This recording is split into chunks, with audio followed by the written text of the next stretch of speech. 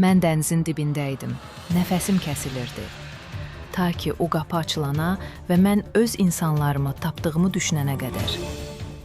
İslamdakı axtarışlarımda artıq tam tükənmişdim. Elə bil dənizə gedən adam kimi üzürsən, amma taqətdən düşüb suyun dibinə çökürsən. Çıxış yolu axtarırdım.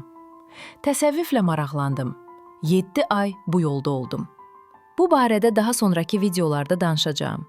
Qısa olaraq deyim ki, təsəvvüflə heç vaxt maraqlanmamışam. Xristianlığı araşdırarkən qabağıma çıxdı. Ortaq cəhətləri olduğundan diqqətimi çəkdi. Paralel olaraq xristianlığı da araşdırırdım. Özümü çox tənha hiss edirdim. İçimdə bir fikir doğdu. Hardasa insanlar var, sən onlara aidsən. Amma hələ onları tapmamısan.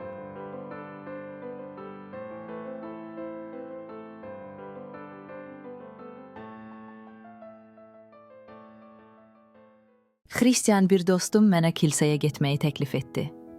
Orada özümə aid olanları tapacağımı dedi. Bu məndə böyük bir ümid yaratdı. Kilsəyə girdiyimdə sanki həqiqəti tapmış kimi hiss etdim. İçimdə böyük bir sevinç yarandı və mən ağlamağa başladım. İnsanlar ətrafıma yığışıb mənim üçün dua edirdilər.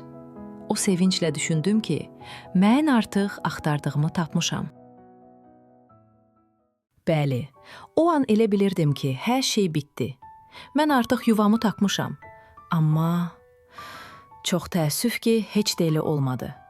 Bu böyük sevincin arxasında məni nələrin gözlədiyini növbəti videoda danışacağam.